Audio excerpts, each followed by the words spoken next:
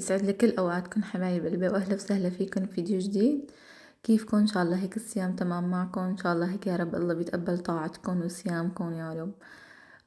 هلأ بالنسبة إلي الصيام الحمد لله تمام، بس أول يوم ما بعرف حسيت كتير كان تعب علي، بس بعدين يعني الحمد لله تاني يوم بلش يخف علي شوي شوي.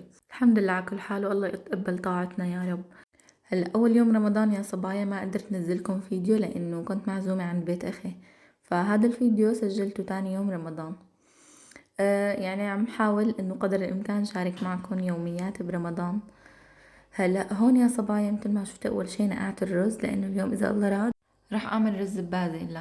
هلا أنا كنت ناوي أعمل مندي أو كبسة، هي الأكلات، بس مثل ما قلت لكم كنا معزومين أول يوم عند بيت أخي وعملوا لنا كبسة، فقلت ما بدي ارجع اعيد نفس الاكل. بتعرفوا الواحد يعني انه حلو هيك يشكل مشان ما يصير عنده ملل، فقلت يلا خليني اعمل رز ببازيلا.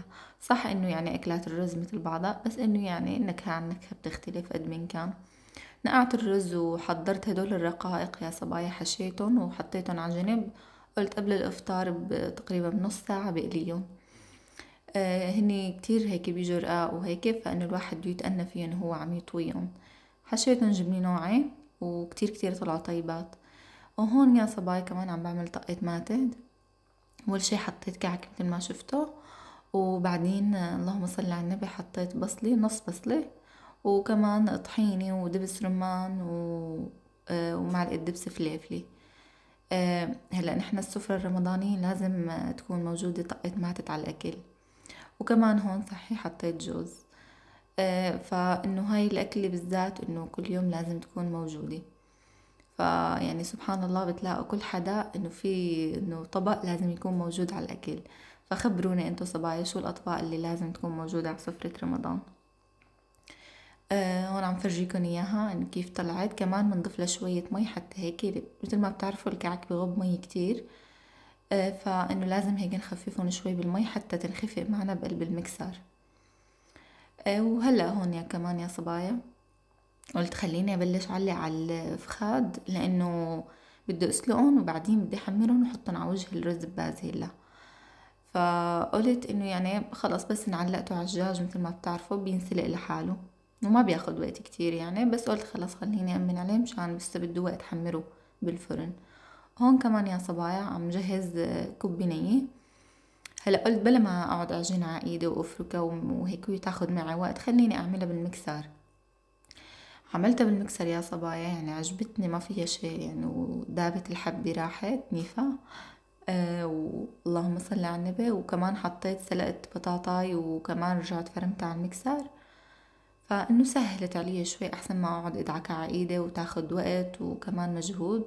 وبعدين حطيت معلقة بندورة، دبس بندورة، ومعلقة دبس فليفلي وجوز، واللهم صل على النبي، دبس رمان.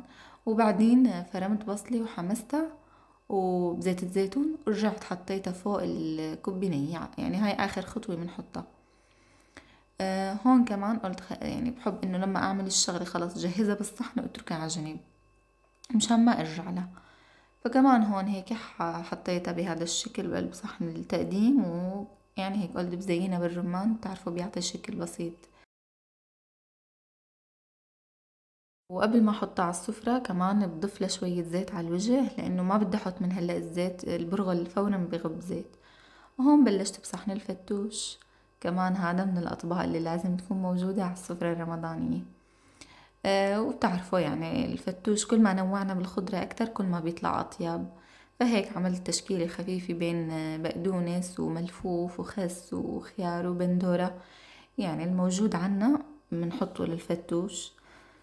الحمد لله الله يديم علينا النعم يا رب. سبحان الله كمان في شغلة بدي أقولها، إنه الواحد لما بيكون صايم بيشتهي كتير أكلات وبتخطر على باله كتير أكلات. بتعرفوا بكون جوعان، وخاصة إذا فتحنا على السوشيال ميديا بتلاقوا إنه كتير أكلات وأصناف ويعني متنوعة، فإنه الواحد كتير بيشتهي. بس لما بنقعد على السفرة بتلاقوا إنه سبحان الله المعدة فورا إنه بتكتفي.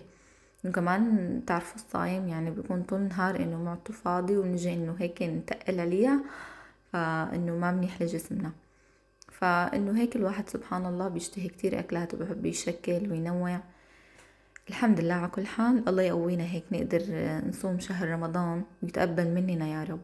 هون يا صبايا بعد ما انسلق الدجاج طلعته من المرقة مثل ما شفته، وقلت خليني ادهن وجهه حطيت معلقة دبس بندورة وزيت، وكمان حطيت معلقة كركم بسيطة حتى هيك يعطي شكل حلو للدجاج.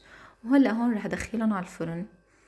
وهون يا صبايا بعد ما دخلتهم على الفرن وبلشت بشي تاني كمل الاكل، انتبهت بعدين اني مقواي الغاز على اقوى عيار، عفوا الفرن مقويته على اقوى عيار، فانه هيك عطى لدعة بسيطة للفخاد على الوجه. وهي الأكلات سبحان الله أنا بلاقي إن كان تحمير ولا إن كان طبخ، إنه كل ما هدينا على الطبخة كل ما بتطلع أطيب. وحتى بالنسبة للفروج يعني أو الدجاج، كل ما هدينا عليه كل ما هيك بيطلع اللون كمان أحلى.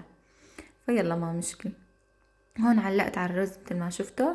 هلا أنا مرقة الدجاج اللي سلقت فيها الدجاج نفسها صفيتها وحطيتها للرز حتى هيك يطلع شوي فيه دسامة. هون بلشت اقلي الرقائق اللي حشيتهم. هلا انا كنت ناوي احطهم بالفرن، بعدين قلت يلا بما اني قليت خبز للفتوش خليني احطهم هالمرة اجربهم بالقلي.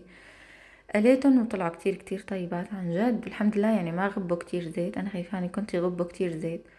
فالمرة الجاية اذا الله راد رح اجربهم كمان بالفرن. هيك السفرة صارت جاهزة الحمد لله، الله يديم علينا النعم يا رب ويحفظها من الزوال. يا رمضان محلى أيامك، باركها المولى وأدامك، الجنة تعطر أنسامك، محلى صيامك محلى قيامك. يا رمضان محلى أيامك، باركها المولى وأدامك، الجنة تعطر أنسامك، محلى صيامك محلى قيامك.